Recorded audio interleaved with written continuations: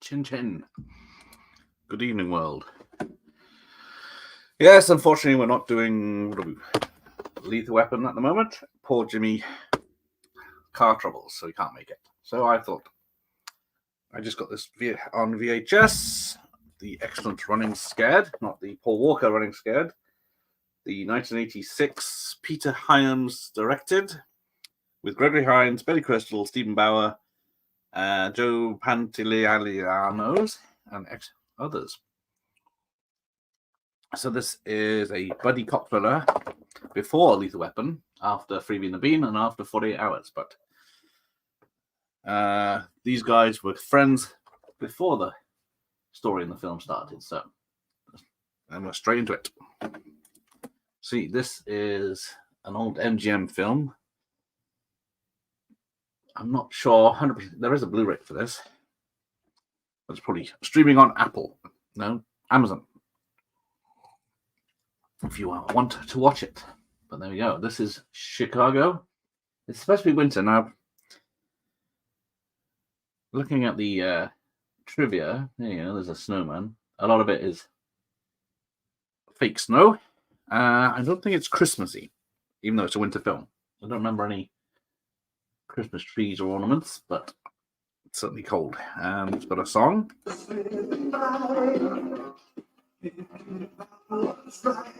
It's not the main song, which is this one. The Michael McDonald, Sweet Freedom, the theme from Running Scared, which there is a music video, which is Gregory Hines and Billy Crystal are in. So, good evening, James. How are you? This does have this is an X rental, so it will play up a bit. So it's a massive big box, bigger than my head. But Dr. Impossible, Busting. I think I've seen Busting. Is it Busting with no G, or is it just? I think I've seen that. But welcome, Dr. Impossible. The two reprobates from last night. They've obviously recovered. And Michael Myers, and while I remember, who are you? I forgot to play my intro. Might well have some Michael Myers intro.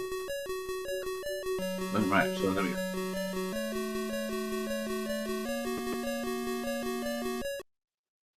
Hang on, Michael Myers doesn't talk. But welcome anyway. So yes, the story is by Gary DeVore, which Dr. Impossible has some interesting information he was going to furnish with me with because of that poor gentleman. Head was a little sore this morning, not going to lie. If you're knocking back 12 Stellas, or is it fake Stellas from Aldi, I'm not surprised. But yeah, I've seen this film at least 20 times, and I have never noticed that it's foam and not snow, but maybe now I'm closer with the HD version. I'll get to see that.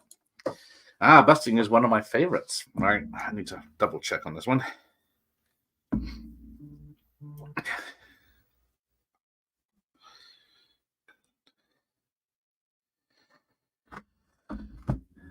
So yeah, this is before Billy Crystal and Gregory Hines were famous. Billy Crystal was on Soap before this.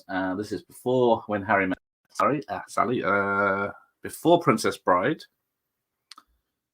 There you go.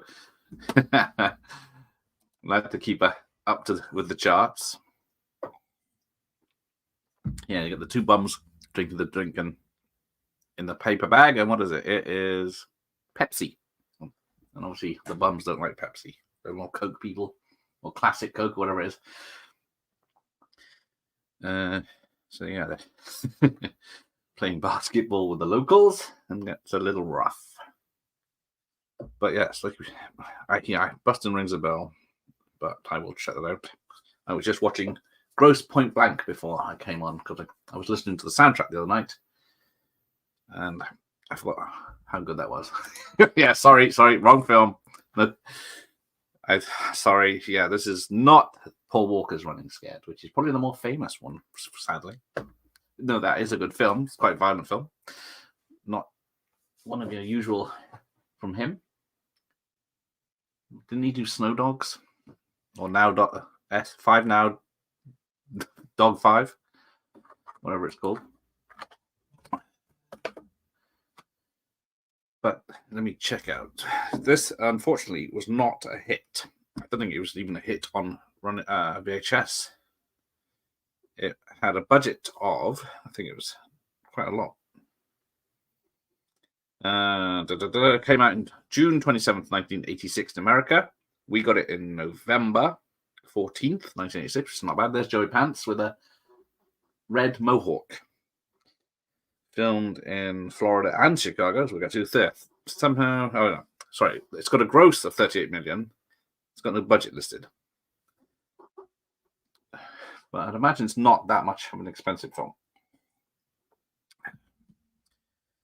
It does have, it's Gregory Hines, Billy Crystal's main two, Stephen Bauer, and John Kreese. Is it Kreese? As two rival young cops. Dan Hedaya, yeah, that's him, as the captain. Joey Pants as Snake, who might have a long wee-wee. And Darlene Flugel as Billy Crystal's ex-wife. There we go, someone that knows. Shine, sweet freedom, shine the light on me. Hi, Sean. Thanks for joining us. So, yes, written by Gary DeVore and Jimmy Houston. Hefe is here. So, Jeff and Dan and Carlos, or is it? Yeah, will be on Dan's Movie Cave, or was it? He's changed it now. Yeah, it is Movie Cave, not Man's Cave. On Monday, I believe. Or is it? And yeah, so let's do some homework over here. Yes, Luther Weapon was postponed. Poor Jimmy car broke down. So it should be next Wednesday. Well, I'll do it regardless because it's going to be too late before Christmas then. Yes, Van Helsing I'm doing on Monday evening, and then Jeff and everyone's on the Christmas chat on that one. Peter Hound, yes, he's done so many films. Hopefully one day I might get to speak to him. But he did what? Had a hell of an 80s. He did. Oh, he did Enemies Closer, which is 10 years old now, with Van Damme as the bad guy. That's a pretty good one. End of Days with Arnie in 1999. The Relic in 1997, which is another good film. Sudden Death with Van Damme in 1995. Time Cop with Van Damme in 1994. The TV comedy Stay Tuned in 1992. The Excellent Narrow Margin remake with Gene Hackman in 1990. The Presidio with Sean Connery, another buddy thriller sort of thing, in 88. This in 86. Episode of Amazing Stories. 2010 sequel, which had the balls to do that. The Star Chamber with Michael Douglas. I think it's Outland, of course, excellent film. Hanover Street. I don't think I've seen that in a while. Capricorn 1, where they faked the Mars landing. That's a good one.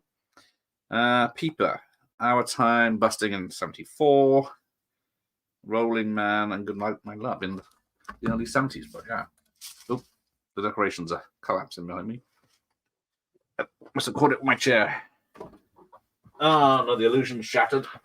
You didn't see that, right? There we go. I'll cut that out later. Born Hinges here. Right, what do you got?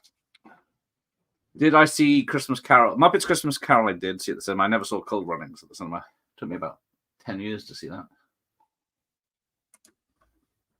Yes, it did need Frank McRae, the screaming captain. But yeah, he is a great captain. Outland, yes. That's amazing. Was it High Noon in Space? Great stuff, that one. Narrow Margin, yeah. I saw that one in the cinema. A bit young for. So you're gonna recipe for Goes to Punch Him, Grilly Crystal Ducks. Groggy Hands, get it. So Jeff is actually watching Lethal Weapon right now. Al Leong's big scene is playing at the moment. Some torture going on. Oh, they got cigar. I can't remember where they got the cigars from. Oh, and the VHS is way ahead. Bastion was very early, could well be the first body cop movie, I think. What's it? People say Freebie and the Bean. Or also that. Yes, I did see that. I don't know if it's out of print as well, because it's hard to get. Oh, I forget this is Pan and Scan. All three are in the picture on my digital copy. Yes, it did.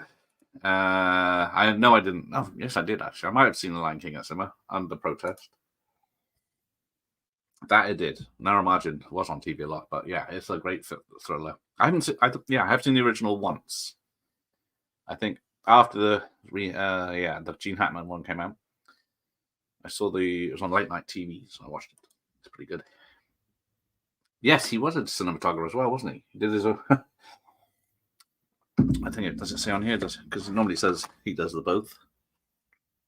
Yeah, no, there's no credits here. Not for sale in South Africa or Australia. But there's some good jokes in this. With a suicide here, he was all wet. Oh, poor guy couldn't swim or fly. Oh yes, Pricky is on my Dan's channel. There's a reason not to watch it.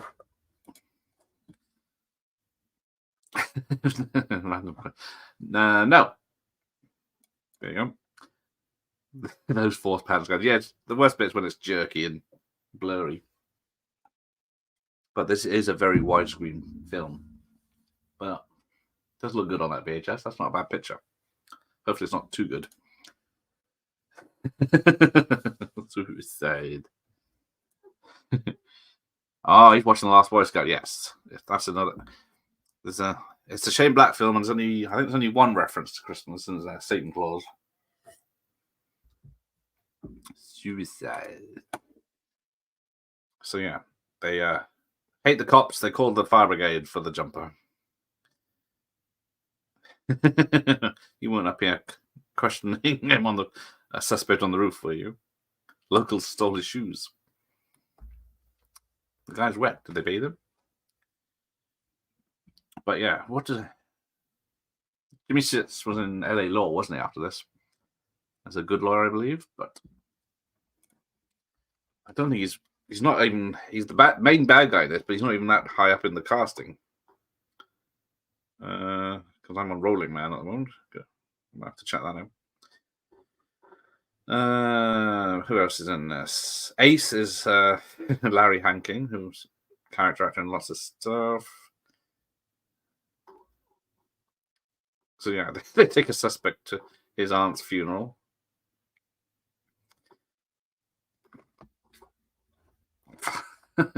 Bob McCall's here. Good evening. Ready to be.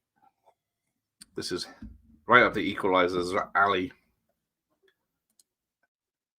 All of them. I don't know. It's a long way away.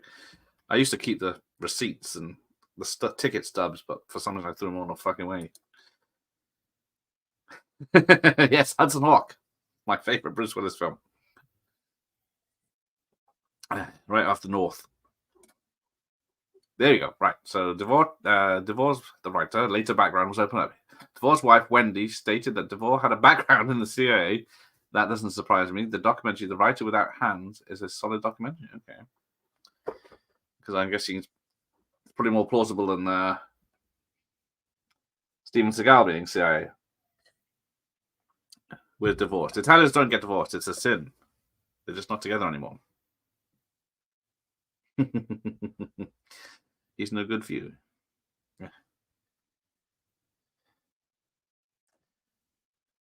Aunt Rose would understand. That's a favorite nephew, her only nephew.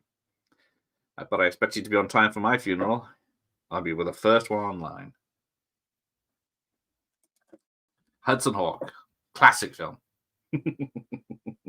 Would you like to swing on a star? Oh, I really like the lift scene. Is that where they're jumping between lifts? Hudson Hawk is a crazy film. Doesn't know what it wants to be exactly. That's why it failed, because it was a mismatch of heist thriller, spy thriller, comedy. So originally this was going to be, well, there was many castings for this. Tom Selleck and John Travolta at one point, but Tom Selleck was in Magnum, and John Travolta's agent thought it was wrong for him. It was originally there was going to be a sequel called Still Running, but Hines and Crystal thought all the scripts were shit. So is this did they just spray away with foam here? So yeah, you take the cash, but we need our wallets. Let's keep the driver licenses, snap-knots, and our badges. So there is a music video for this. There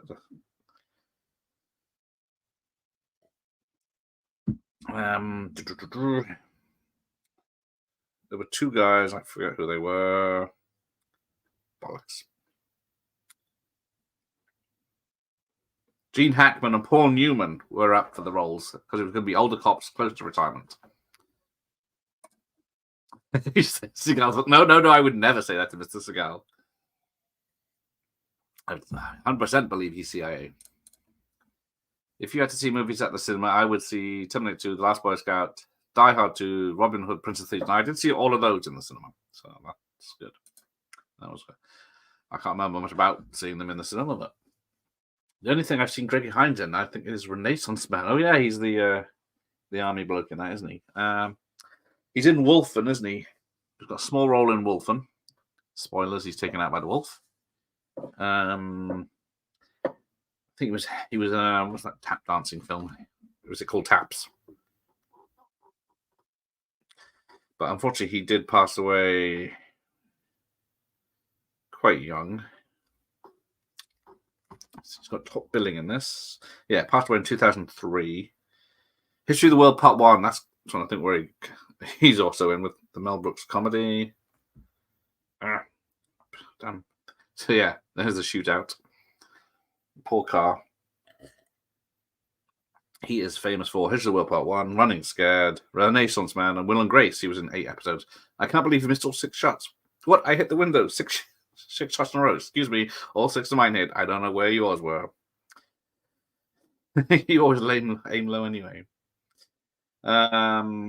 He has his own show in 97 to 99. But apart from that, it's TV movies. Nothing. Eve of Destruction. Some of you may know that one. That was a science fiction where a robot with a nuclear bomb in it goes rogue and he has to take it down. Tap. Yeah, so there's a film called Tap where he's a dancer. Off Limits with William Dafoe. White Knights. That's the dancing one as well, I believe. The Cotton Club. The Big Failure. Oh, he's a roller skater in The Muppets Take Manhattan. He's in Deal of the Century with Chevy Chase. I think that's Friedkin, isn't it? Yeah, and then Wolf and the History of the World Part 1. Yeah, there you go, the Cotton Club. Did I mention the Cotton Club? Yeah, Richard Gere's. That was a big flop that year, wasn't it? Offers a huge of being sued. I am one of the abused. Not seafood. God bless you, gal. For being serious, my favorite Bruce Willis is 12 Monkeys. That is a good one. That is definitely change of pace when he was proper acting. Saigon, that's it. With Hines and DeVoe was a great exercise in Vietnam. Thrill seeking. Where did I see that? Did I not mention that one? White Knights and Mrs. Roy. Where did that come up? I thought he was in that. Oh, it's called Off Limits. That's why. Yeah. I think it's Off Limits in the US, Saigon in the UK. Prince of Thieves, the guilty pleasure of mine. Rickman's so good, yeah. And he was cut down that. So we've got Gregory Hines picking up ladies. Married ladies. Surely Color of Night is Bruce's best. It has Bruce Willis's Willies floating about in the swimming pool love scene. Yes, he did get to bang the sinner from Pinner in that one. He quite lucky. From The Lover, even though, spoilers, he was dressing as a boy. Prince of Thieves is a great film. I didn't realize it was like 2.5 hours, though. It might be a tad long. Have you seen any Billy Crystal? City Slickers 2, The Legend of Curly's Gold, Mr. Saturday Night.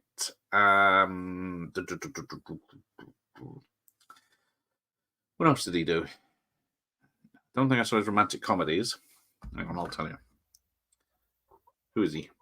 So I don't know why Gregory Hines has a police bike in his apartment. Oh, great! I paused it on her ass. Don't look, gentlemen. I don't think you can see anything. I was ready for the nudity in Lethal Weapon, but not on this. Yes, what's it? Oh, no, I didn't. Oh, I did see Princess Bride. I'm going back a bit now. Analyze This and That. I think I saw in the cinema. Monsters Inc. Throw Mama from the Train.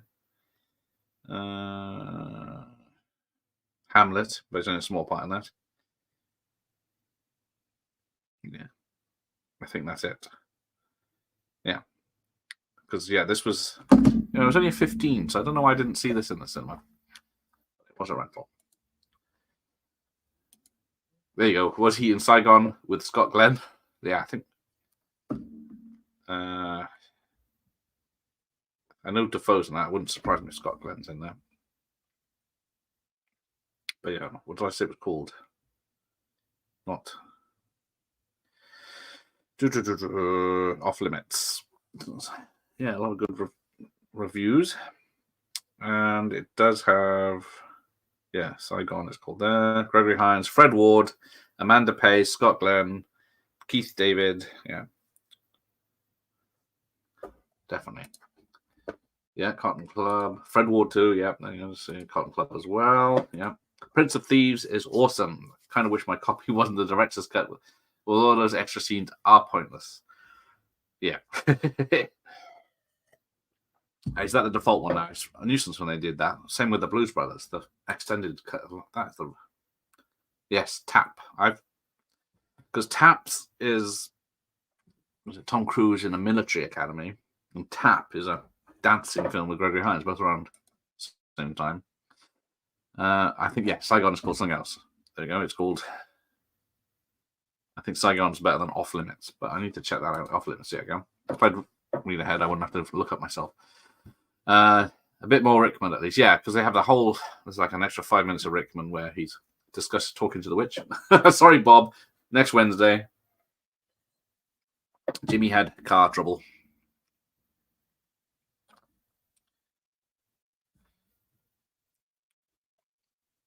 Right, where am I? What's this, Mike? Blu-ray and DVD collection. This Saturday at 3 p.m. Eastern Time. One on Bronson and him is doing a watch party of The Great Silence. There you go. Check that out. I'm doing Van Helsing Monday with How Cheetah Will Fly. So, who else we got here? Analyze This and That. Yeah, the sequel's not so good. Good idea, but not good. Jane Marsh was last. I'm guessing Killer Knight pretty much killed her chances. Yeah, I don't think we've seen her since, have we? Not that you recognize her these days. City Slickers, Hello Luke's Films Unboxing. That is a classic film. Still holds up. The sequel was a bit silly. Bringing, what's his name back? Curly. That's one of my favorites of his anyway. There you go. And good evening, Mike. I think he inherits 20 grand or 50 grand. Which I guess was a lot by then. By Mike Wachowski. That's Billy Crystal, yeah. Yeah, Mike. Sissy Slickers. I'm getting new hairs everywhere. I'm starting to let that fly the fire. Yeah, I use that one all the time. Except very few people know what I'm on about. Although it does mention, what's it? Helen Slater, Supergirl. I like to wear her ass as a hat. I have heard It's a Wonderful Life is not good. It's a silly idea. It's definitely not as good as whatever that was. It Killer. Yeah. The 80s one that was recently. Hey, Pugwell. Thanks for joining us. Yeah, sorry, I missed your video that just came out. I was just checking. The brain behind Funko's first hits, Mike Paquin, is on Pugwell's channel. Just he gets to chat to him, the man, the legend. So yeah, if there's anything left, I'll pay bills. Yeah, oh, here we go. It says the jump yesterday. What was the cause of death? Deacceleration trauma.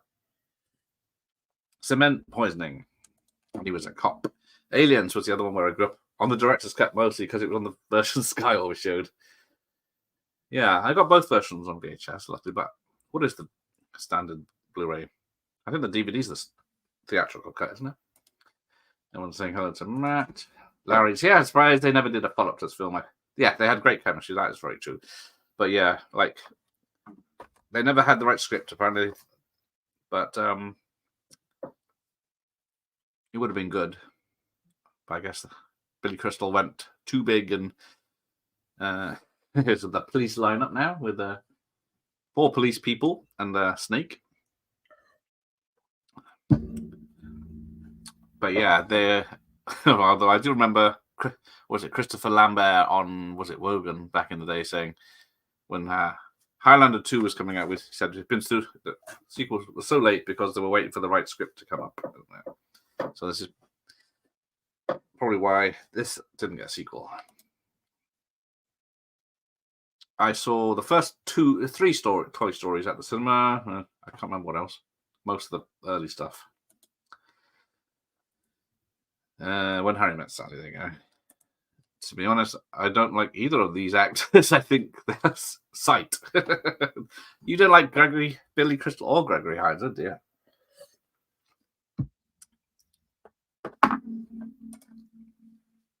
It's all right. It's just difficult to remember what I did see in the cinema. That's all right. The one with the reanimated cop with a name that escapes me. Is that Maniac Cop? Or is it? Damn, I forgot what it's called. Dead Heat, perhaps. Another buddy cop thriller from the 80s.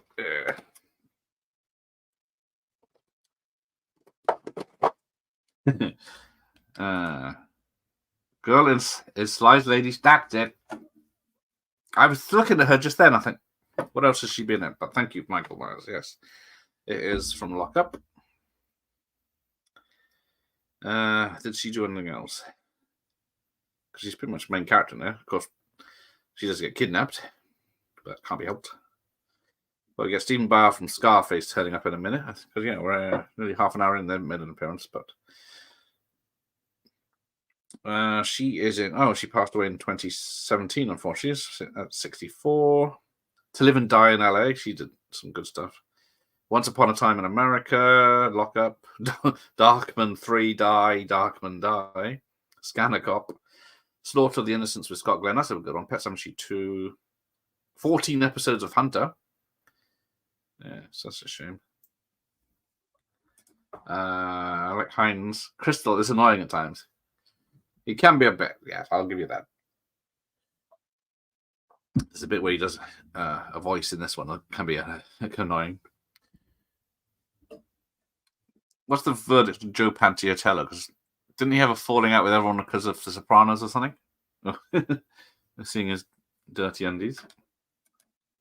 There you go. Dead Heat. All right, that's all right. Yeah. So that's Joe Piscopo and Treat Williams, who's also passed away. She was in Tough Guys. Is that the Burt Lancaster film? And Kirk Douglas. Pete Times did an enjoyable high-concept thriller with Douglas called The Star Chamber. Yes, that was it. The group of judges who decide who to become who. Yeah, they become judge, jury, and executioner. Yeah, that's quite a good film. I watched that, I think, earlier in the year or last year again, because The Star Chamber doesn't make much sense, but it's a good 70s political thriller sort of thing. Judges hiring hitmen to kill off people that bend the law or break the law, but get off.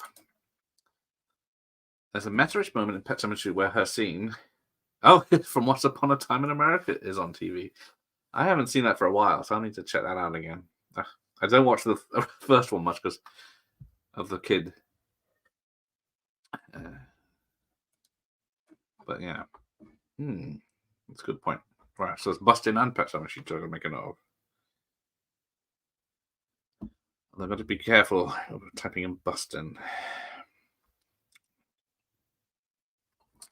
All right, there we go. The old stakeout. Tell me that asshole isn't buying color TVs. You can't put $50,000 worth of TVs in that van. Right, where are we? Just pause that. It's getting ahead of itself. Oh, done that. Right. Oh, didn't pause it on nudity this time. So yeah, there's a few changes to the canon this month because we're not in a spirited watch party on Sunday now. I'm going to watch Christmas Vacation. Have a sing along with that one. And what was the other change? Oh yeah, Simple Plan is going to be on the Wednesday the 27th. And Lethal Weapon should be next Wednesday now. Let me update my calendar so I know. I have seen Slaughter of the Innocents. It's an okay serial killer thriller from the guy who did Blue Jean Cop. Yes, is it James Gillikanakis or something? He's now a race car driver or a race car builder or race car dude. I've reached out to him because he do Exterminator. No, The Exterminator, sorry, #1. So I'd like to speak to him about that.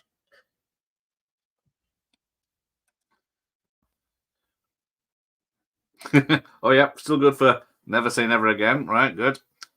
That was on Boxing Day in the UK, or December 26th for the rest of the world. I don't know what Boxing Day means. So tomorrow night I'm on Al's channel with Matt Puggle. I'm still not 100% sure what we're doing. Doing something about snakebite, talking, and languages and different ways of saying stuff. So there's Jimmy Smits, 30 minutes in, and he's made an appearance. And there's Al Leong. Oh, shit. Does have if I press play. But yeah, I forget he's in this. And there's Stephen Bauer, which I can't recognize him because he's got massive hair and a beard. But there you go. I'll let it catch up a minute. But Al's in this for a minute. I did not see neither of those in the cinema. Although Dirty Dancing, Fatal Attraction does appear in a video that's coming out this week. But Dirty Dancing, no, I did rent that. I do like the soundtrack, though. I've been brushing for my Bronson. Watched Red Sun yesterday. Nice.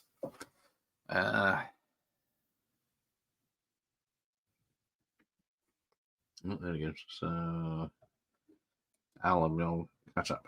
What was the first? No idea. Was that memorable? It might have been Red Eye, the Wes Craven film. Yeah, Al Leong, Sam's Chocolate Bar. I don't know. No, oh yeah, it's an Uzi.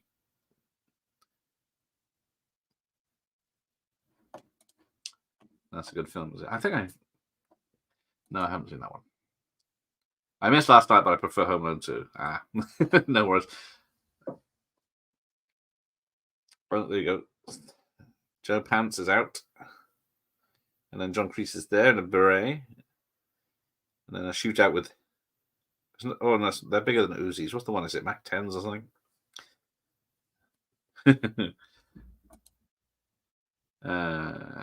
It's really good. Much better than Rumble. I have to check that. Credits rolling on Read the Weapon. Anyone want to know what happened in the end? Well, it's not the ending that was written. Oh, did you watch the director's cut, Jeff? Or it's called the director's cut, but it isn't a director's cut. Just deleted scenes put back in. Didn't realize we got a very fleeting glimpse of Ursula Andress as Bush in Red Sun. Was it a Michael Winner film by any chance? Right, so Julio's escaping. Yeah, Jimmy Smits is a good actor, except he hasn't done much. What did he do? Dexter, Tommyknockers, and what's the other one? I'm trying to think of. Was it Revenge of the Sith? And the boobs. Too old for this shit. Yeah, that was the correct answer.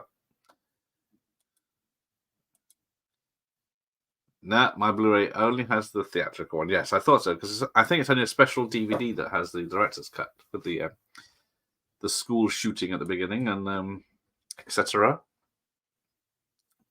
There's also a deleted. Well, I'll discuss it next week. So yeah, I've got my tapes here ready to go. Totally unprofessional. Amateurs. They could have got us killed. Shoe sticking in.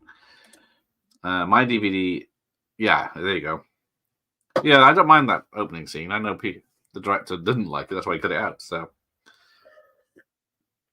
he preferred the other introduction to Riggs rather than taking out the shooter. It's a Terrence Young film. Director of 3 Bond films. There you go. Oh, of course, yeah. If it had been Michael Winner, Ursula Andress would be grape sodaed. Shit. Too many. Yeah, there's too many to name. I either watched them in the cinema or rented them. Oh, yeah. Want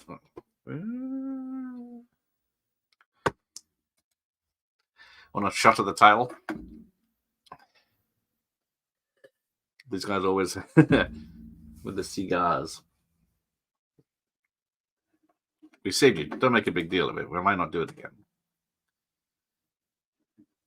Yes, there you go. See, I saw Last Crusade as a wee bairn. Okay. I was not a wee bairn. I was probably 15, 16. So yeah, Batman 89, Lethal Weapon 2. Although, did I say that? Was that a 15 in the cinema? Yeah, 15 in the cinema, 18 on rental. Batman, License to Kill. It was the summer of sequels. Back to the Future, was it 2 by then? Yeah, 2. Yeah. There's a whole video of it in my repertoire somewhere. So yeah, they caught the bad guy and arrested him. And we're only 35 minutes in, so there we go. Good night. It's a bit bland, that poster behind there, isn't it?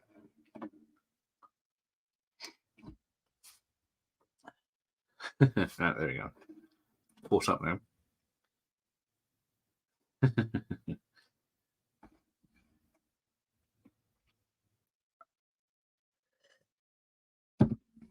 So where did this come in numbers wise? I know it made 38 million, which isn't bad for back then.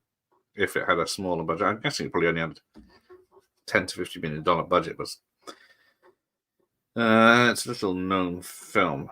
What year did I say? 1986.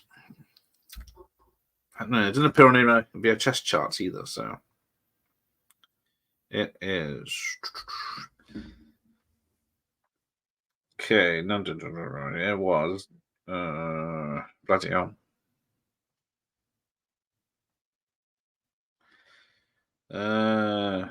Soul Man beat it. Iron Eagle beat it. Tough Guys beat it.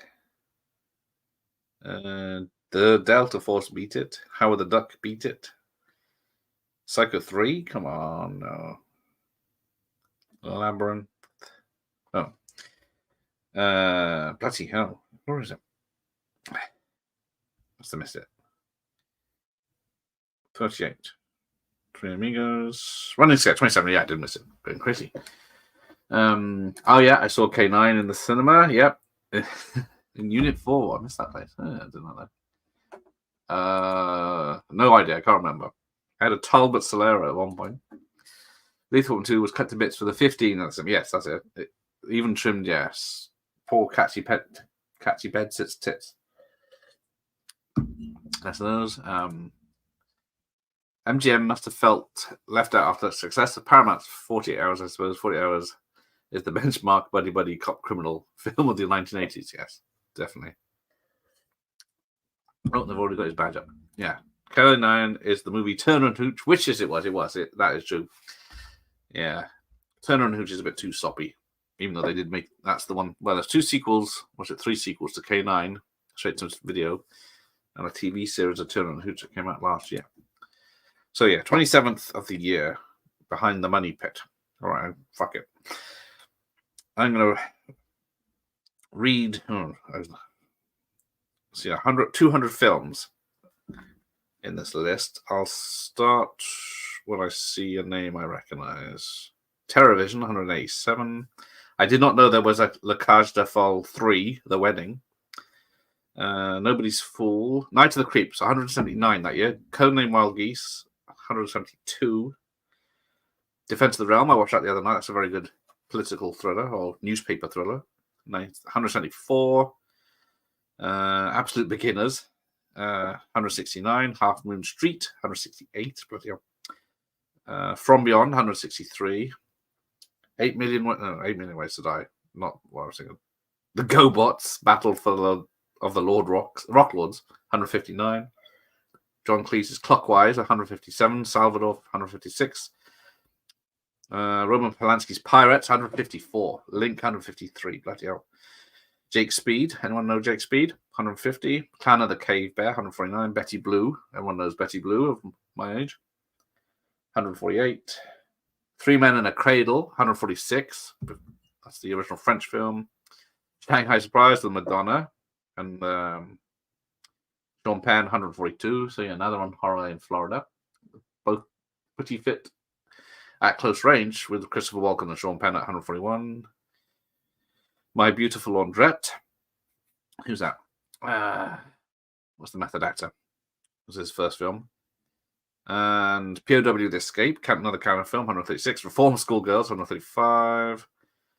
Something like Sid and Nancy, 128. Naked Cage, 126, another canon film. The Wraith, 122. Taipan, bloody hell, 119. Eliminators, who knows Eliminators here? 117. No Retreat, No Surrender, 115. Avenging Force, 114. King Kong Lives, 113. Bloody hell. Invaders from Mars, another canon film, 107. Vamp, Savage Zombie Review's favorite vampire film with Grace Jones, 106. 52. Pickup, 104. Another canon film. Troll, 103. Mona Lisa, 102. Crossroads with Karate Kid, 101. The Hitcher is the 100th biggest film of the year. Bloody hell. Transformers, the movie, 99. Highlander, 98. My Little Pony was at 97.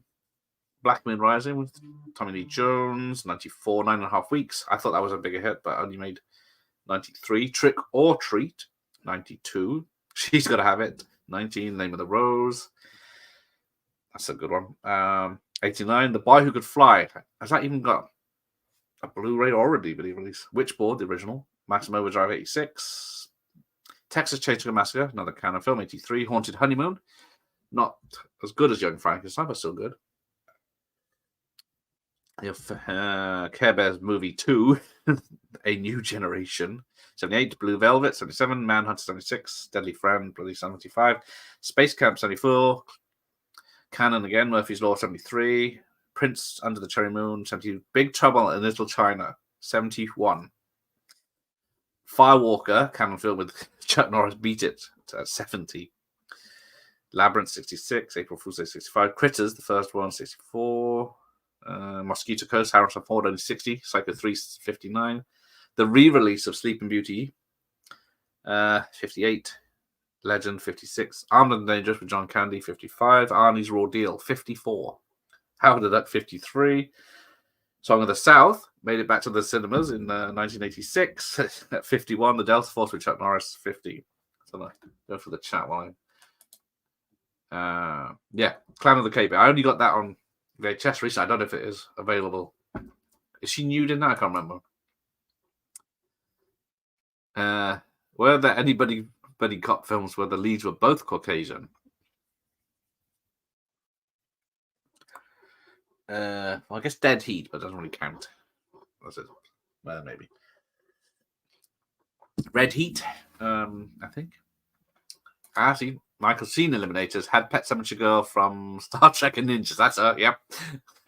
It's got an android that can get in a little tank and fit himself to a tank, and a ninja scientist. And Haunted Honeymoon. I remember enjoying it, but watched it again recently. Well, it doesn't hold up, but you can see what they were going for. Flight of the Navigator at 48. House, 14.7. Jason Lives at 46. FX Murder by Illusion, 45. It's just an illusion. Iron Eagle, 41. Wildcats, 37. Soul Man was the 36th film of that year. Jumping Jack Flash, 34. Lady and the Tramp re-release. Gung Ho, Michael Keaton, 29. Money Pit with Tom Hanks, 28. Running Scared, which what now? Little Shop of Horrors, 25. Three Amigos, 24. The Fly, 23. Getting into the good stuff now. 22. Pitchy and Pink, 21. Short Circuit. Poltergeist 2, number 20. Heartbreak Ridge At 18, Police Academy 3, 17. Oh, yeah, here we go. This is a great change over there. Agree to buy the bar. And then it cuts to them roller skating in Chicago through the snow. American Tail at 16. Cobra made it to 15. Legal Eagles.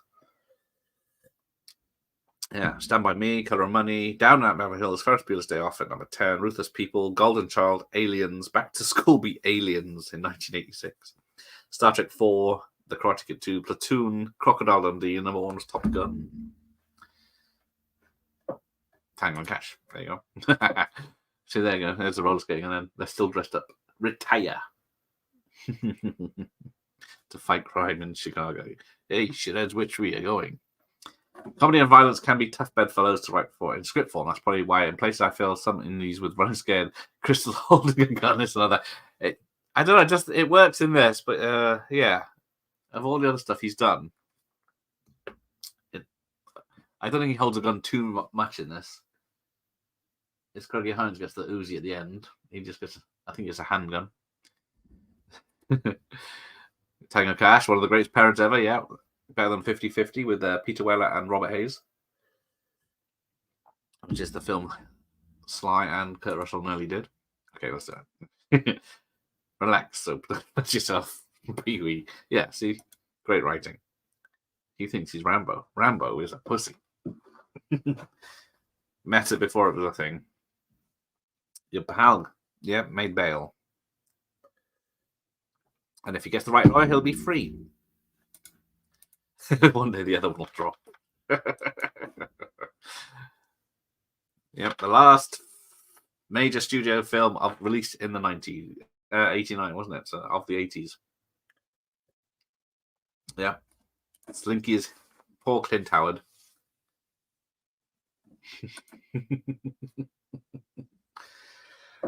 See, everyone loves the 80s. What's a film from this year that you can quote? Because Top Gun Maverick was about a year, 2 years ago now. If you don't make it out, and I do, I'm totally dating your sister. Yeah, see, who wouldn't? Yeah, well, I think, does he drop his gun in this? Yeah.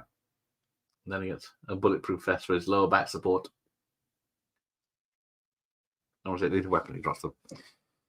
They are not effective if you get shot in the face.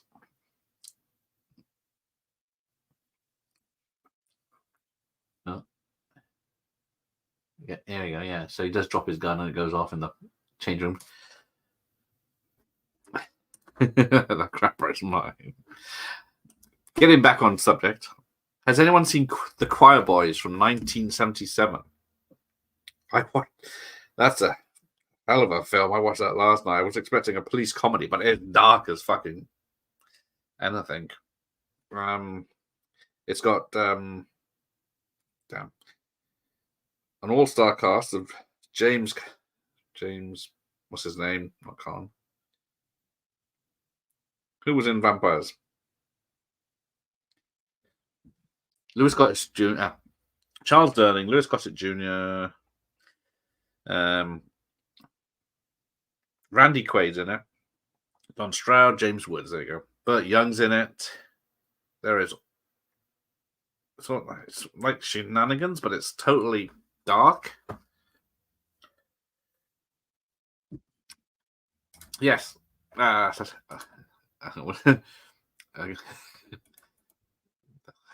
is yours. Yeah, that's it. Definitely, it was released. I can't remember if it's in the video I've released or not of my charts, but yeah, it's a lower half of a policeman with a truncheon and a naked woman seductively playing with his truncheon. But it did look like a Police Academy ripoff, but it is not at all. It is some really dark shit in that. I was expecting a Police Academy from the 70s, but do you think, Gareth, that Pete Townsend versatile director or a hack trying to be like Ridley Scott? Ooh. Well, I guess he did. He did do science fiction as well, didn't he? And thrillers and all sorts. But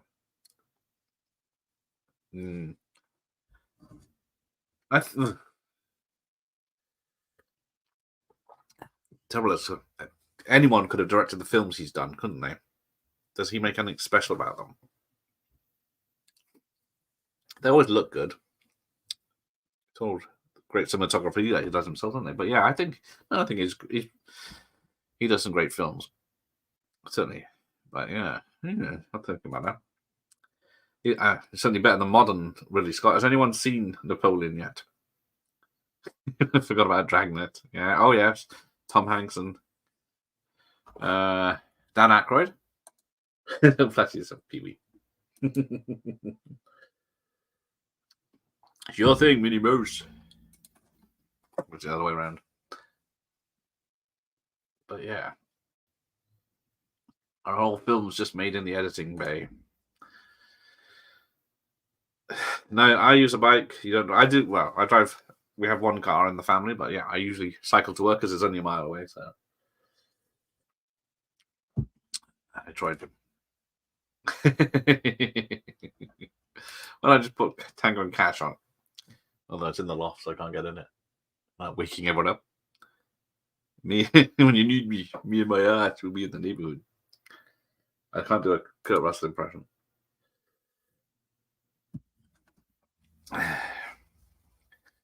So yeah, this is the same building, inside building as the Child's Play from the 80s. I can't remember. It's a little Hyundai. There we go. Shit. That came at a bad time. Shoot those bastards. Julio's such a kidder. So the Abloh, Smith, and Wesson, you have the right to remain dead. Not sure that's going to hold up in court. You have the right to a coroner. Shame. Don't you know ponytails are out this season? Oh, hang on. TNA, sorry. If you see that, if you can see that. Yes. Jeff's the impressionist. He was doing Arnie's cookie impression a minute ago. But, yeah.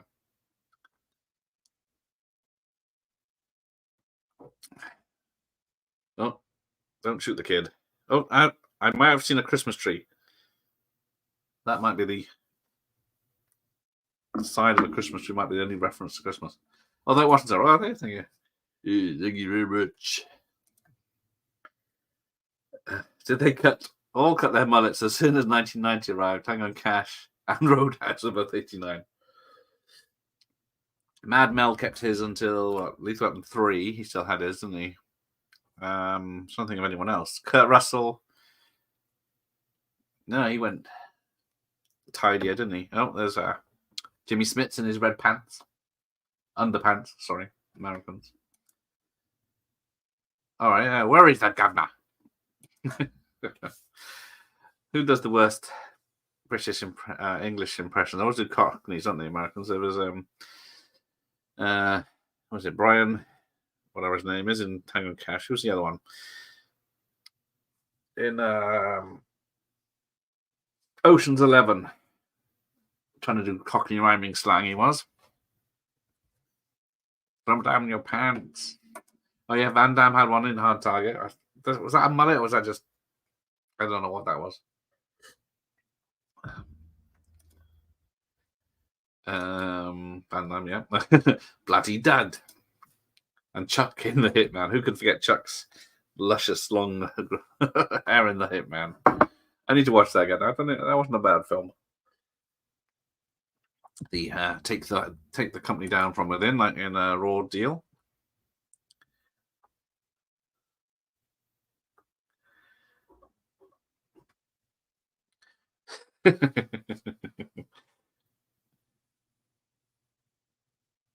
Love how they're in long johns.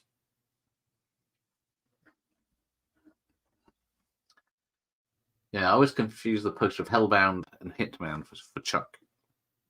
because, well, they're pretty much the same thing as the background. Oh, so here you go. So, yeah, the last Kumite trailer, second trailer is out,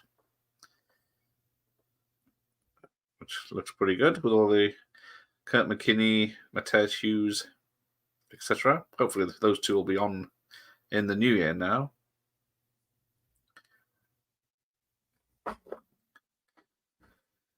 Stone Cold, that's it. Yep, that's going to be a watch party in the new year. I've got that ready. We've got sidekicks. Shit, we lost our suspect, our keys, our car, our pants. Yeah, that's a good. I saw Stone Cold in the sun. There you go. You don't look so tough now, do you? Do you, you fuck?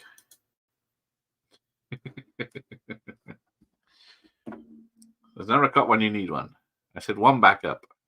You bring the Rose Parade. You never called for backup before, so we didn't. We thought there was a riot. Now, apparently, Chicago police is spelled wrong. I didn't see it.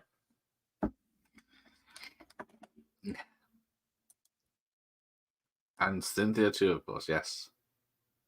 Hang on, are we on about mullets? Oh, of course, in Last Kumite, yeah.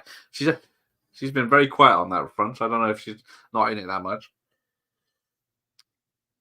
She's all about the Black Creek, so they finished filming that, so that'll be out in 24. I think Last Kumite is May. They're having a premiere in Germany, so Jeff could make it. The film's going to be in German. Some of the stars are going to be there, so you could get that. You hit that jaw. Haven't you in Conan the Barbarian? How does that one? How better? So yeah, now we get to their version of Q in the Chicago Police Department, where he does up their car.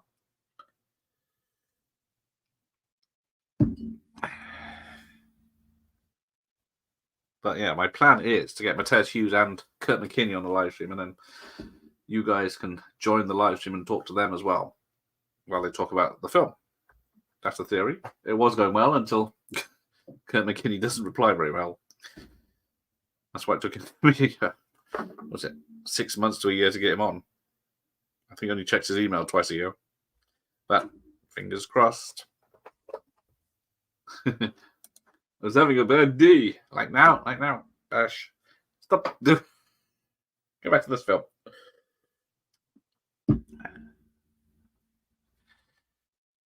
Yeah, so he pretends to get his girlfriend arrested from her husband or boyfriend. I don't know what he is, but. And we're rooting for this guy.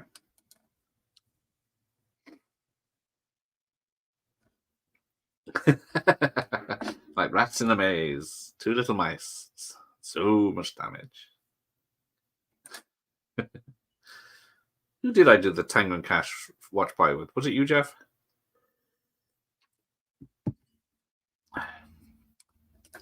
Well, I do like the fact that Hines wrote telephone. See, I always call it telephone, but yeah, telephone. With Charles Bronson and the sexy remake. So maybe it's not so much the hack, but Hines got booted off telephone by Dan Melnick. Well, yes. The studio heads. Is that who they're doing? Well, what do you know? It's snowing. There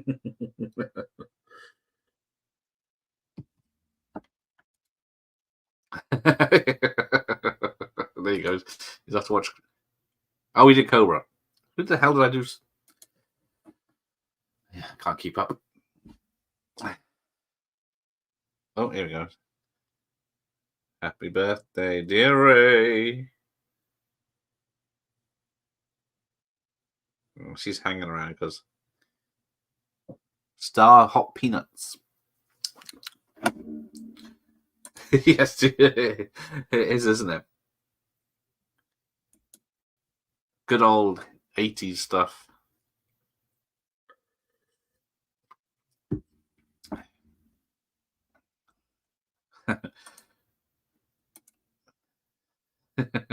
When did we do Cobra? Was it this year? Was it in July? Technically, it's another Christmas film, isn't it?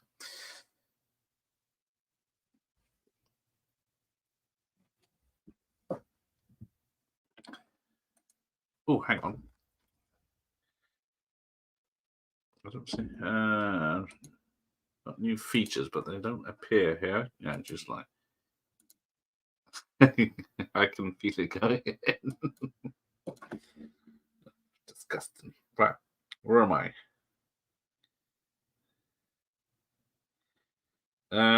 So I'm able. I need to see what I'm doing here because I can do options for people, and I'm trying to.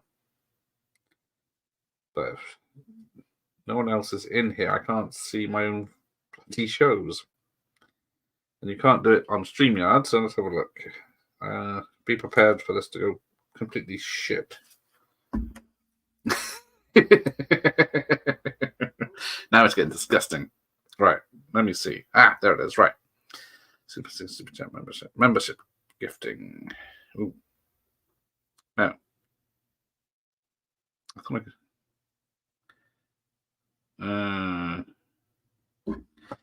Not sure how this thing works. It's all new to me. Let's have a look. Second.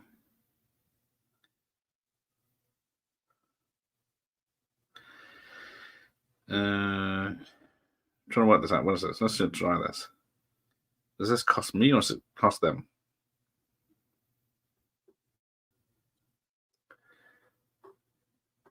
It cost me. Sod you though. I can do gift memberships, but then it costs me money. That's why I have people like Hefe that's a member, but he doesn't have to be if he doesn't want to be. Drop the duck.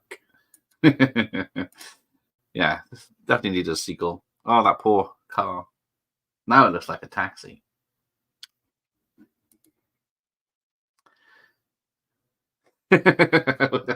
Oh yes, it's problematic.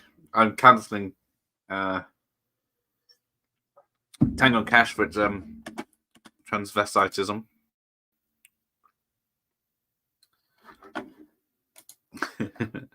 Yes, Terry Hatcher was in her prime. Did she ever do any nudity?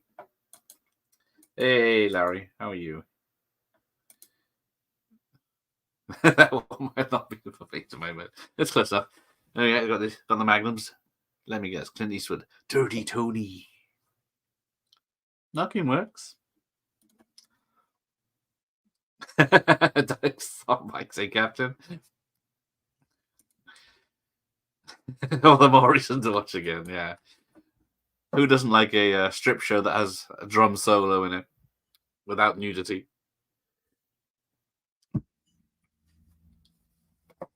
Ooh. There is nudity on the wall if you can see it. Oops. Been too far ahead again. Oh, there you go.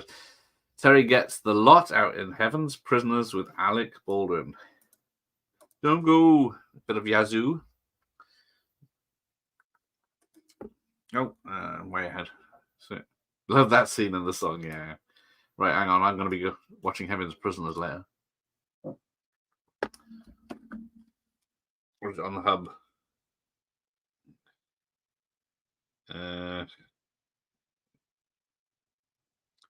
Terry Hatcher. What was it called?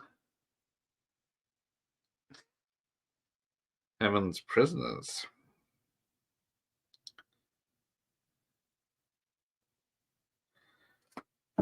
Excuse me, gentlemen.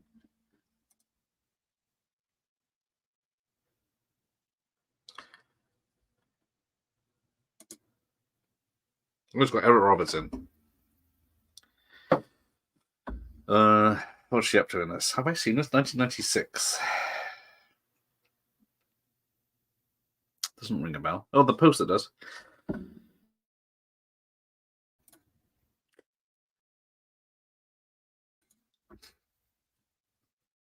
Safe search is on.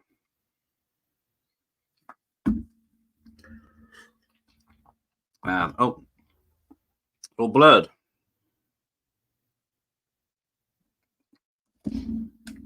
Oh, it's a decent thriller. Kelly Lynch from Roadhouse. Okay, yeah. Looks like it's got more. Oh, yep, I see it. On a balcony, no less. It's weird how all these actresses don't do nudity in like mainstream films. Like a stripper in Tango and Cash, but then a straight-to-video film. They can't wait to do it. Yeah, there you go. Thanks for that, Michael Myers, is it? Yeah.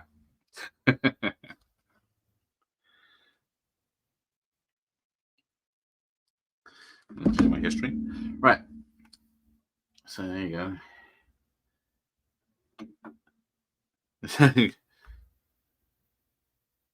There's this. Save search, boo. What's the point in that? I want to see the things they're blocking. He's getting away. He's getting away. Get him.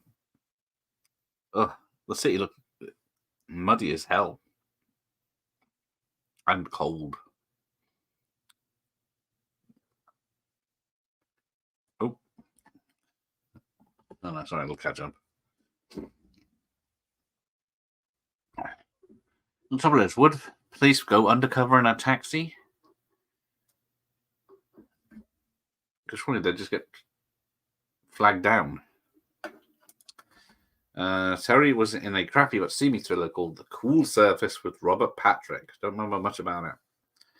Might be one of the ones on that list I had when just the first episode of Smart Talk. There was a lot of 90s thrillers, and it's amazing who turned up in them. People like Robert Patrick and Terry Hatcher. I know Jan Vincent did a load.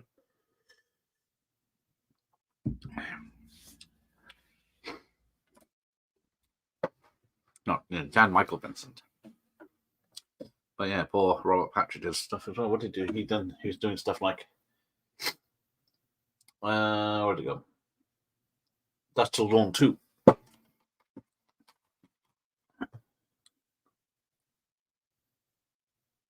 I'm just checking my Evil Dead DVD, see if it mentioned Canon producers on it, but luckily it doesn't. It's probably quite new. Yeah.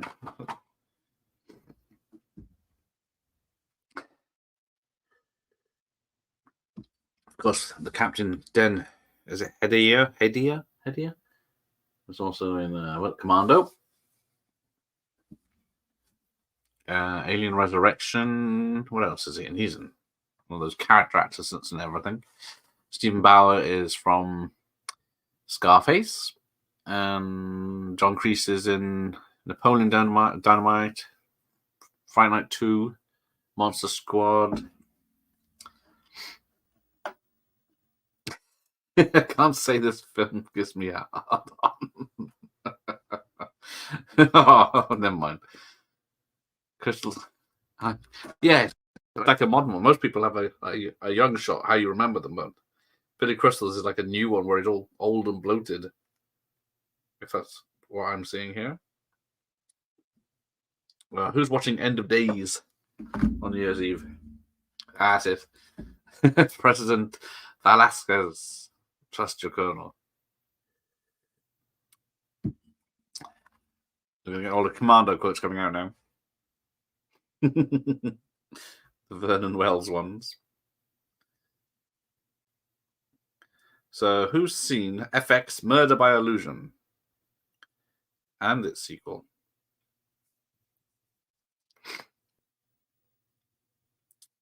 Where is that? Who directed that? Robert Mandel. Not a name I recognize. Right.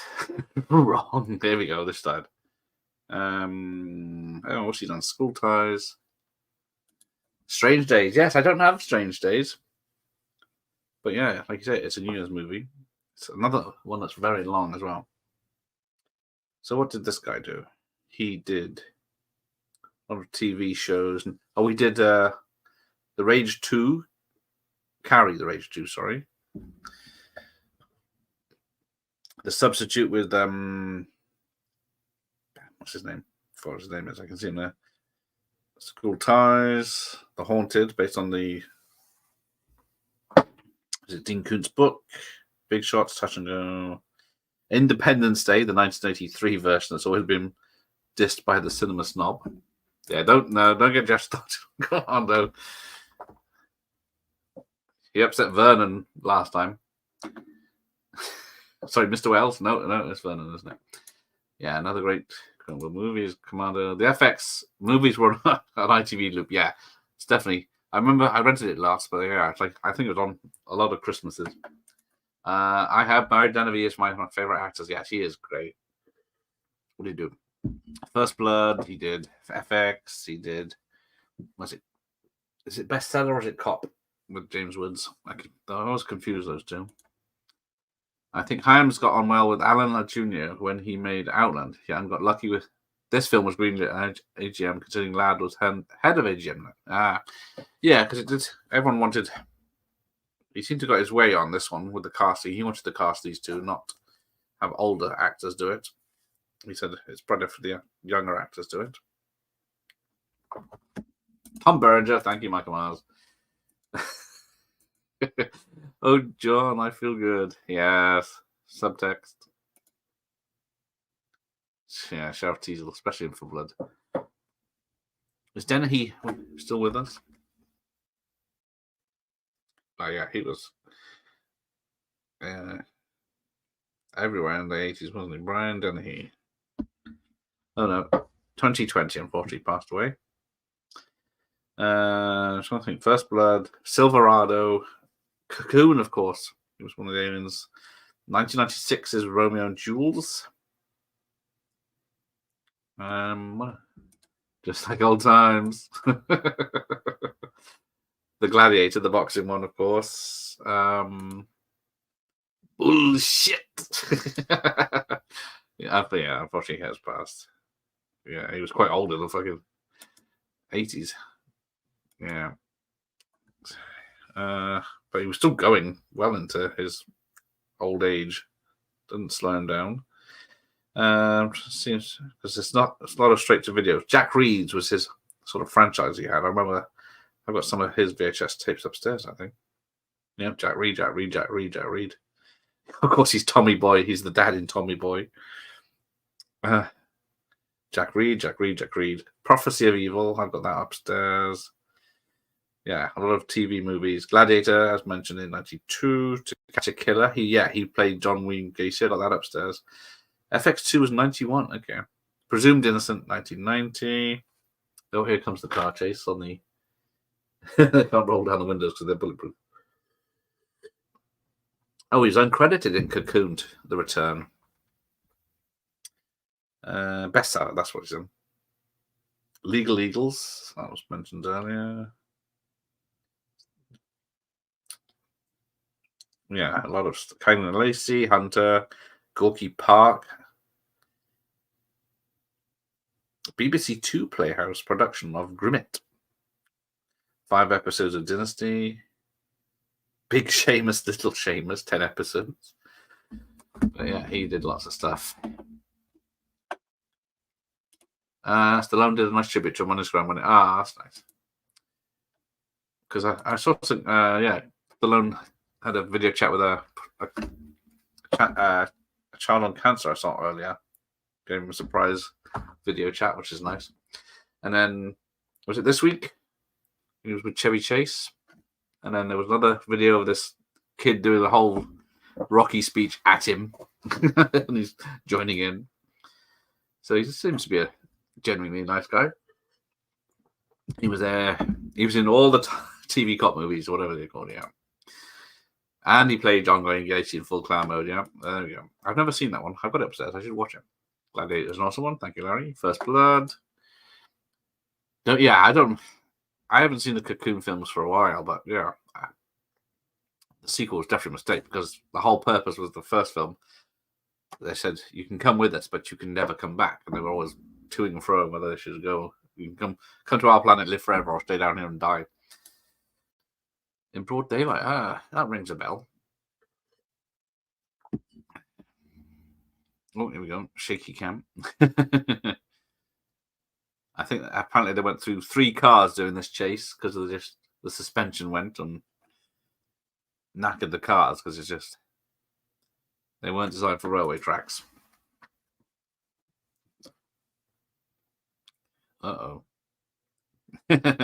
Holy shit. So, yeah, got a real vicar and a real nun in the back.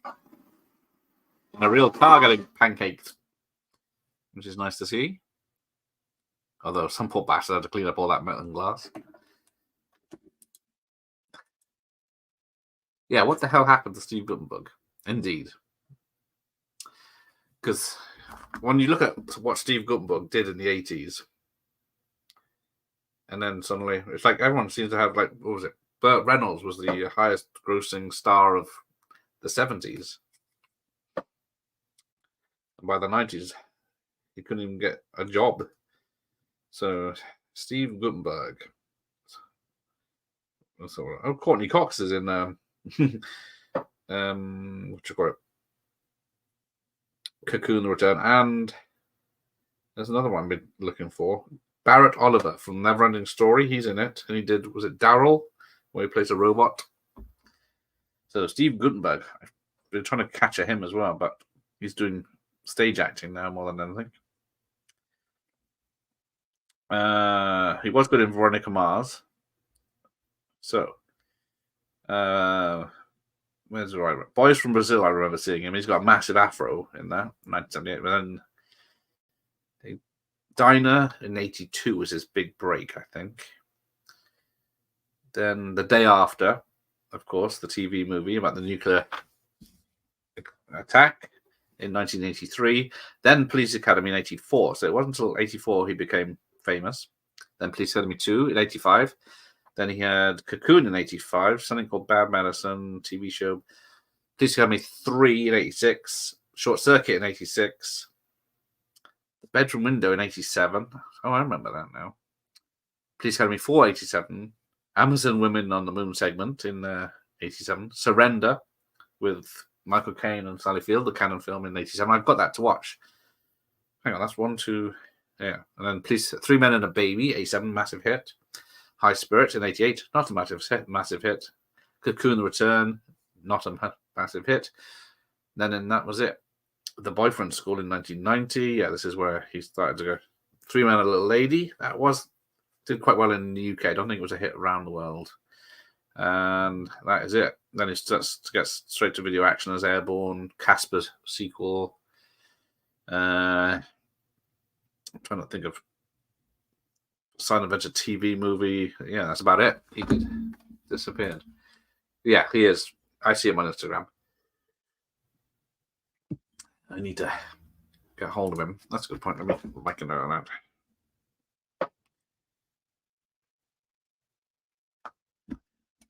Yeah. Oh, sorry, Michael Mars. Please, yeah, that's it. All huge hits. Big star of the 80s. And then it just gets a couple of flops and you're gone. Steve Guttenberg. Because I don't know if he likes to talk about the old days. Because I do like the Sharknado style films he did with the Lava Angelas. There you go. This is manager. Got several managers and a publicist. So there's a chance. Yes. Yeah. The day it is threatened to light because it was US based, so they had to cut a lot out of it because that's what's the director who did Star Trek 2 and 6 that I interviewed. But yeah, he said they had to cut a lot out because it wouldn't get past the censors. But Threads, fuck it, kill everything. The Big Green Disney Kids soccer film. Yeah, see, I don't know that one. He does look very good. He still looks like he could play Mahoney. He just disappeared in The Man Who Wasn't There. So are you Billy or Greg? Well, see, this is... If we were doing the Lethal Weapon, hello, Al, I was going to do blackface for... because Jimmy's got a nice head of hair, so I would just do the blackface. So maybe next week. But I didn't have time to do it for this film, because this was the last minute. Yeah, Corey Feldman, although... Who's his band? He's got a band now, hasn't he? And he's got another named band from the 80s doing the opening act for his band. I can't remember who it was. No, don't greet Al. He doesn't exist. Oh, this time tomorrow I'm on Al's channel, aren't I? Shit. Can't be helped. Dread caused a minor uproar, didn't it? Yeah. People, it was giving people nightmares, yes. People were saying, you can't show that on telly. But that just made everyone else want to watch it, so they probably repeated it, because I don't think it came out on VHS. Coria and His Angels. I know Robert Vintage Video got to meet him and got him to sign his Goonies tape, Lucky Sod. I haven't purposely haven't looked him up on YouTube with his band, because I haven't heard good things. I think he plays at Comic Cons and stuff as well, doesn't he?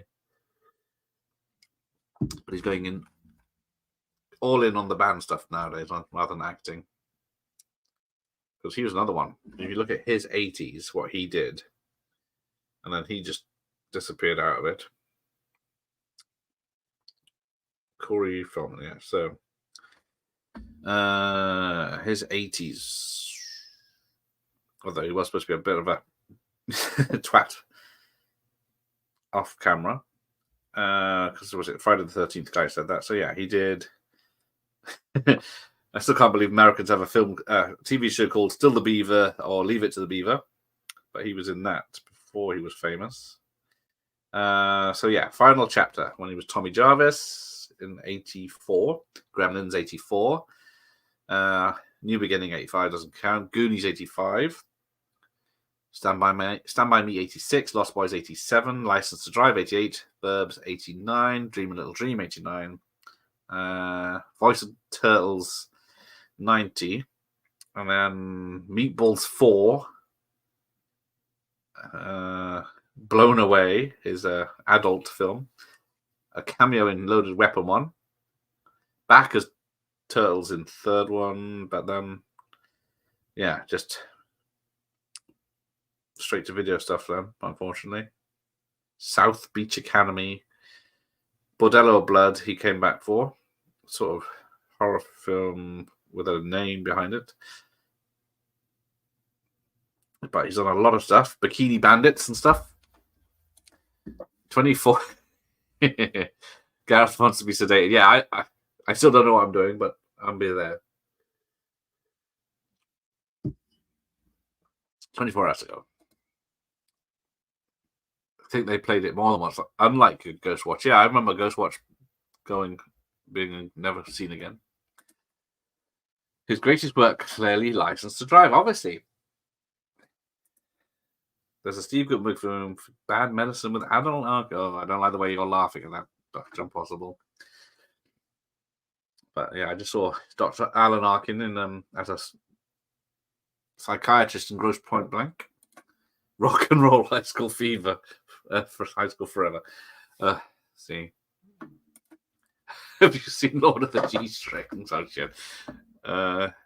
When's he done that? Because he's in Pauly Shore is Not Dead. Greg the Bunny. Lost Boys sequels. When did Rock and Roll High School come out? He's in Katy Perry's music videos. I didn't see that one. Oh, he's in a Crow TV show. I haven't seen Lord of the G-Strings. Rings a bell. Now, see, to me that looks like snow. I know in Batman Forever it looks like foam because that's on a set, but this is outside. So I know your father. He's out chasing beaver. Scrooge reference there. Father loves beaver. G-String isn't that your nickname? Don't you fucking start things. Get away. I'm blocking you. God damn it.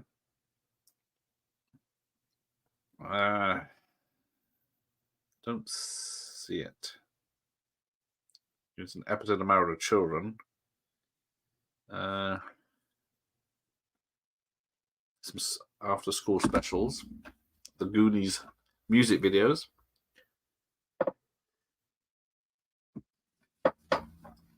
Oh, there you go.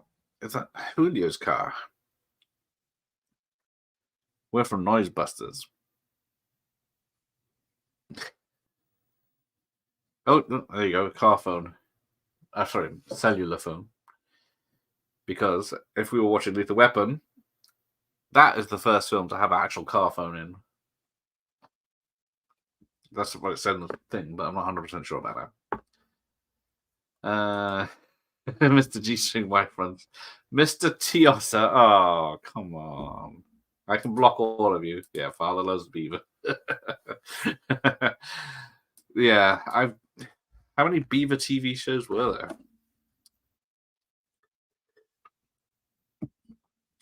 But they don't pay me no more.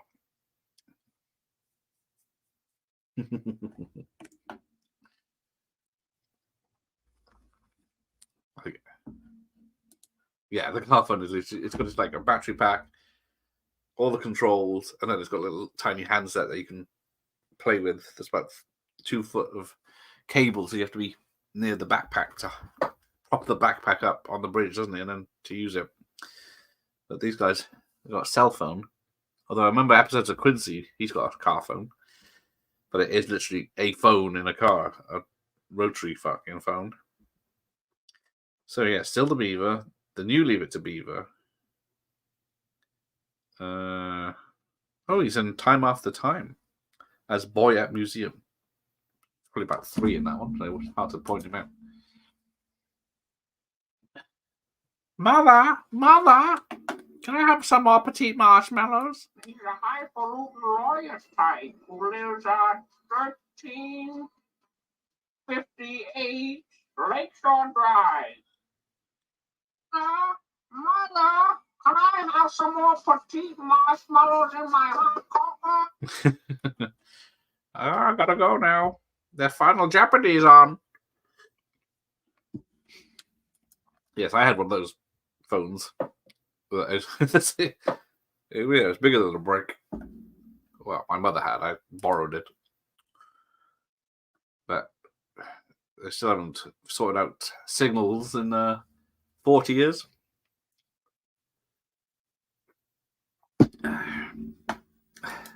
Lethal Weapon is the best Christmas action film of all time. Oh, Bob said it. Who's going to contradict him? Because you got your Die Hard, you got your Die Hard 1, Die Hard 2, Lethal Weapon, Long Kiss Goodnight. Don't think of the other ones now. I remember my mother let me watch most of this movie as a kid, except one part. I'm sure it's the shootouts and the violence, not the sex scene by police light. What year was No Man's Land with Charlie Sheen when they steal a car and they use its car phone? I think I've only seen that once when it came out. Ugh, I can't spell. Put No Man's. It was definitely late 80s, wasn't it? No Man. Oh, hell, it's the wrong one. 2017 one. About the First World War. Right, No Man's Land. Oh, they're all called No Man's Land. I know the one you mean. There's 100 films called No Man's Land. But not coming up with Charlie Sheen's. Maybe it's under Carlos Estevez.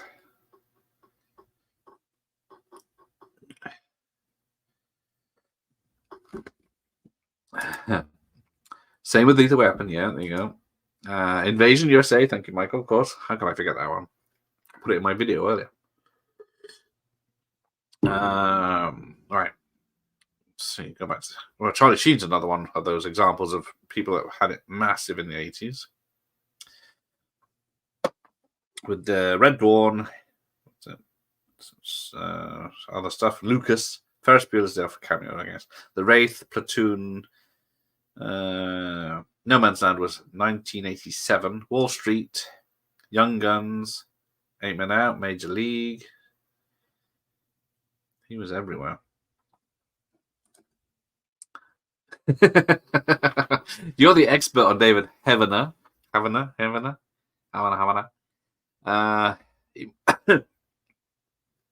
He must have done one. A rookie cop goes undercover and infiltrates a car thief ring. Hang on. Who's in that? D.B. Sweeney. He was Randy Quaid, Bill Duke, Emmett Walsh. And was that Peter Werner? Directed that.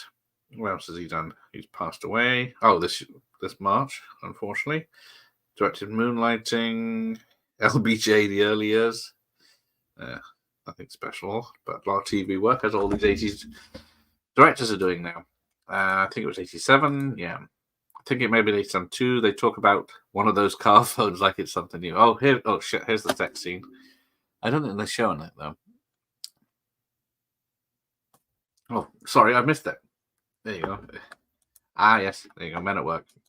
Men at Work is epic, and yeah, so I got the X rental this month, so we can watch that at some point.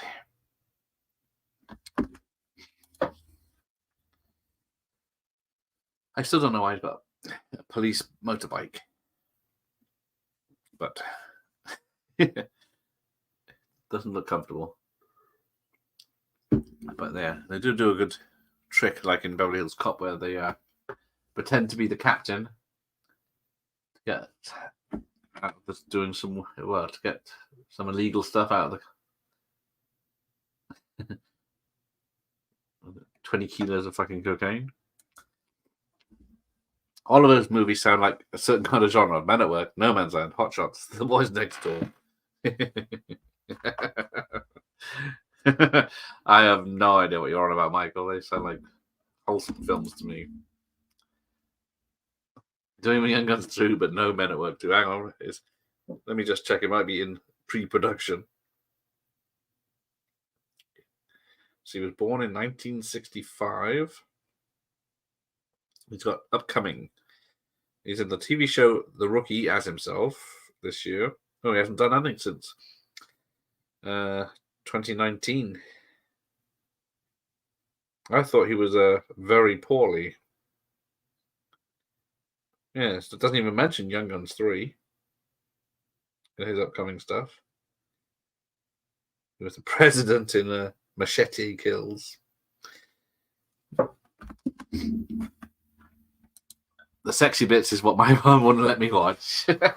Yeah, you can watch a guy get kneecapped, but yeah, heaven forbid you see some TNA. That's the Americans. Yes, throw mum off from the trailers. I haven't seen that for a while. I saw that in the cinema when it came out. But yeah. Criss Cross. Yeah, with a version of Strangers on the Train, isn't it? Didn't DeVito direct that one?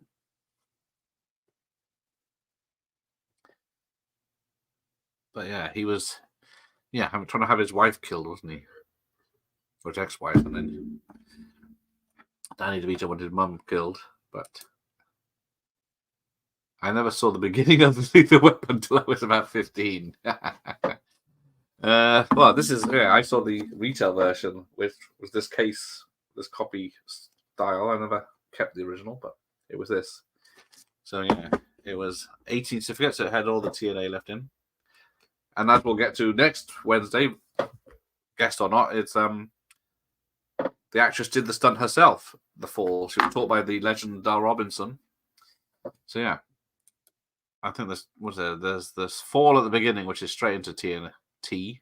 I don't think there's any A. And who is it? Joan Severance in a sexy suit later on. Young Guns, Rated X, Loaded Weapon, 2.5 Men. There you go.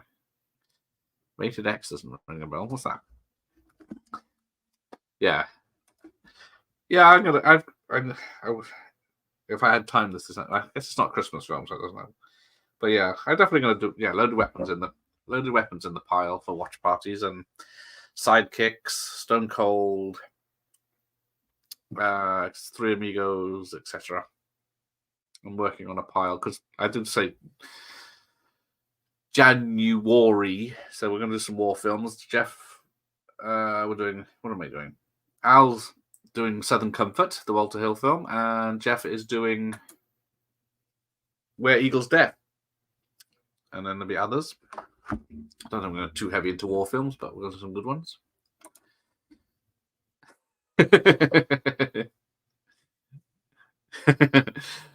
I don't know. Is it a joke on Emilio that he had to wear a fake butt, or because he didn't work out, or they needed a shaved butt for his moonlight walk? Now, this is another bit I don't get this. Gregory Hines goes into here now, finds all the security guards tied up, so they know all the other security guards around the area are the bad guys now. But then to get into the building, even though he's in the basement now, he uses the window cleaning thing that he has to pull himself all the way up the building and then smash through a window, drop down in.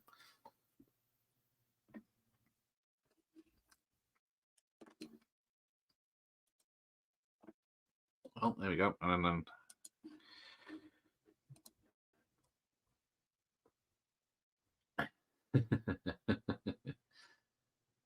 there you go. Yeah, you can use the windows cleaning stuff. And somehow he knows how to set it all up. Because unless the other guys help him, but they don't seem to call the police.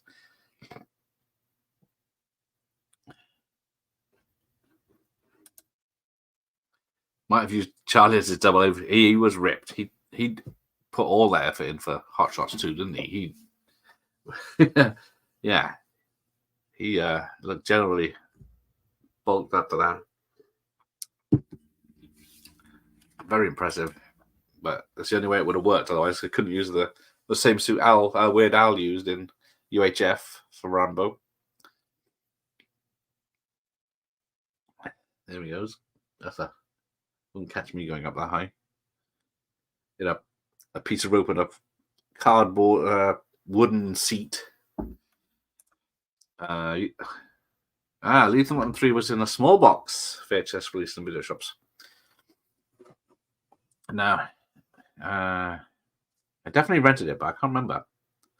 I'll have to check because I got the Lethal Weapon here is a rental as well. Someone's used it as a rental. I'm not sure what the legalities of that is, because I'm sure. Although I guess it doesn't say not for rental. I guess that's why they put it in after. Hang on, so this is the Screen Classics re-release. So you'll see this again next week.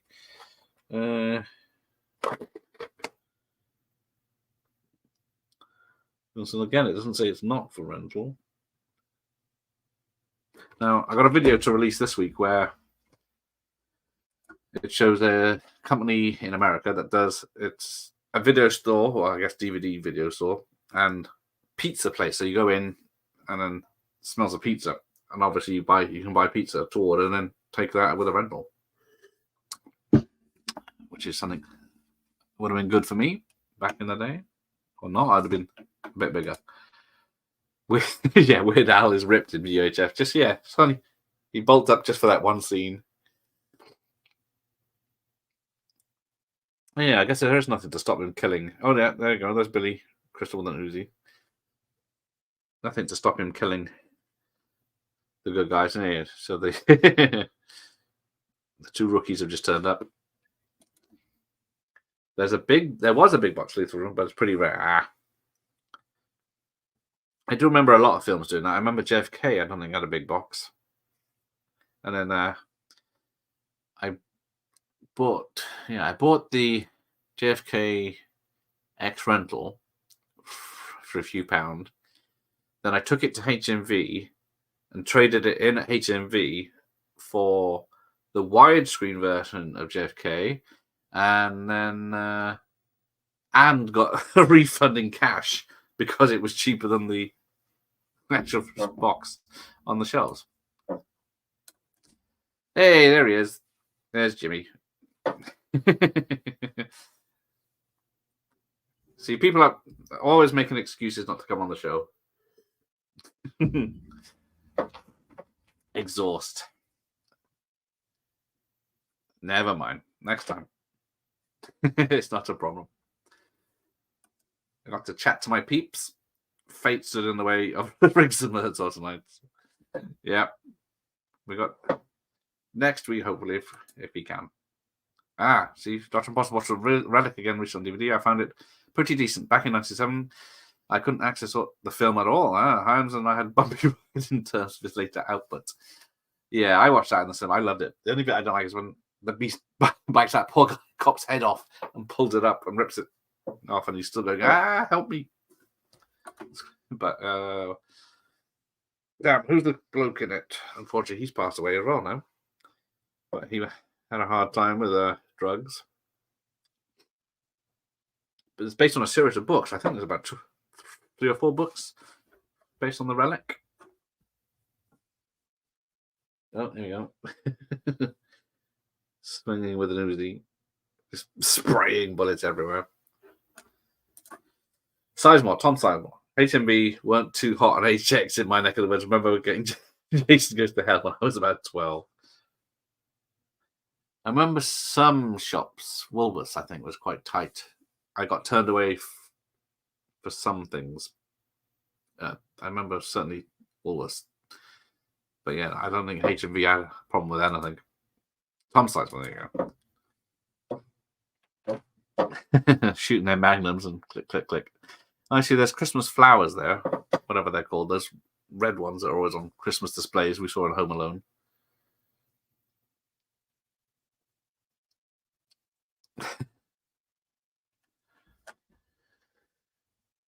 But yeah, one thing that always people complain about the relic was how dark the picture was, which is quite true. And it's early Stan Winston models. I think that's one Marty mentioned on the toy display the other day, that there isn't a proper release of the monster from the relic. But I guess it wasn't a popular film, and it probably wouldn't be. Oh, he's down. Takes more bullets than Scarface, this guy. I got him. That was me. I did that. Pardon me, officer, but I seem to have gotten him from right over there. Well, this is a real chopper. This is the chopper. I hit that man with every shot. But he's not dead. Spoilers. Oh, it's late. Who set this for 9? I should have said 8. On a school night and all. Although, what have we got? Less than 2 weeks till Christmas now. Hope you've all been good, boys. I say boys because there's no girls watching.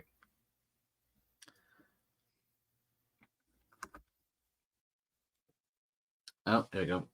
One last shootout.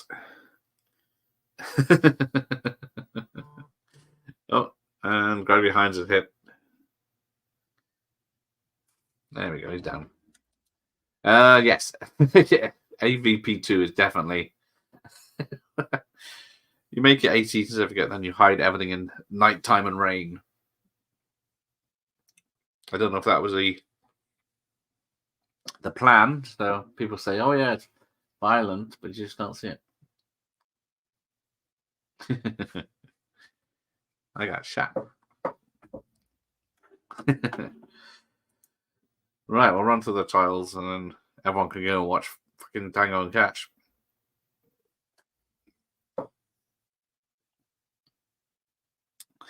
Have you ever wondered what the legalities of these 80s cop films would be? Because it's all happy, the bad guy's dead, but technically they're not cops at this time, and they didn't identify themselves as cops. They didn't have a reason to be there, and she was kidnapped, and then yeah, they've both been shot, but they're just walking it off.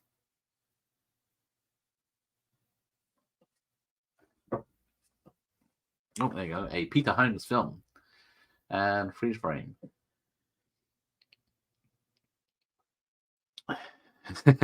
So yeah, they're not retiring to Florida.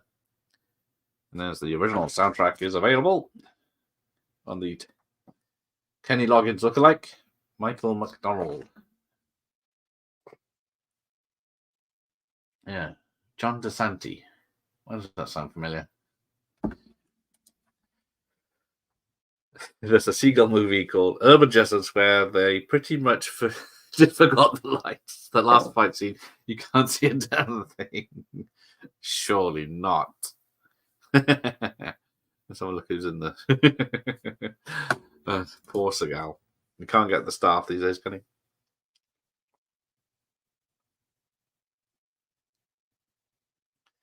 Let's see, hostage lady. Don't recognize any names. Hispanic girl is Irma Quendo. Stunt players, here we go. Only 4 stunt people that I don't recognize. Oh, we got the song, have we?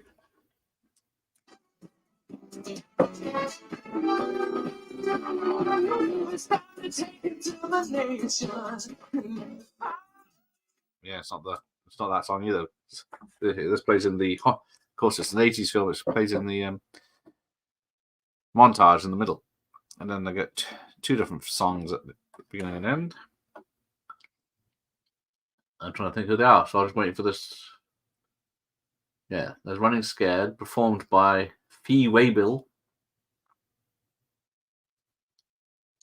Man Size Love. I remember that earlier. Climax. Who thinks of these names?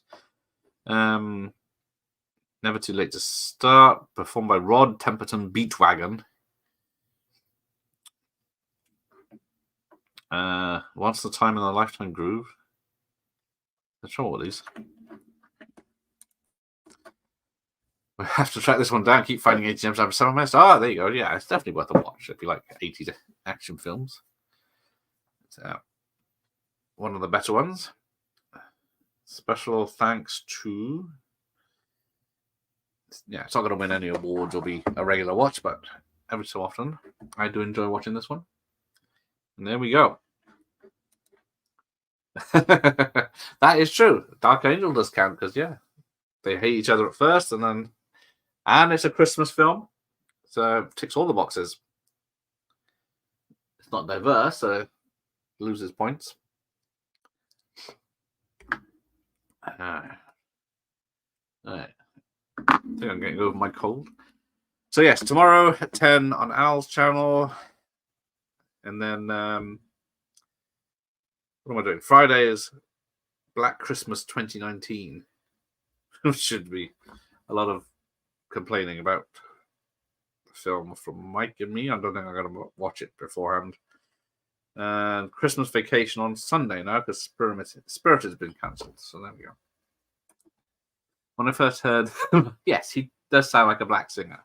He definitely has that voice. So you think, I always thought, like you said, when I saw this film, it was only when I got there, so I thought, the fuck is that on the front?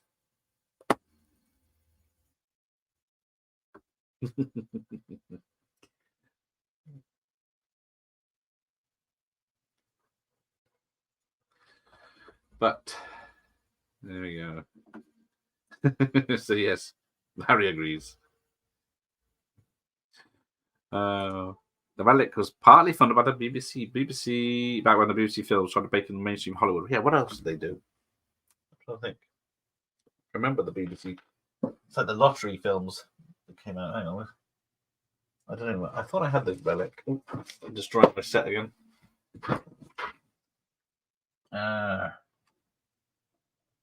Got Mothman. Ring. Could have sworn I had it.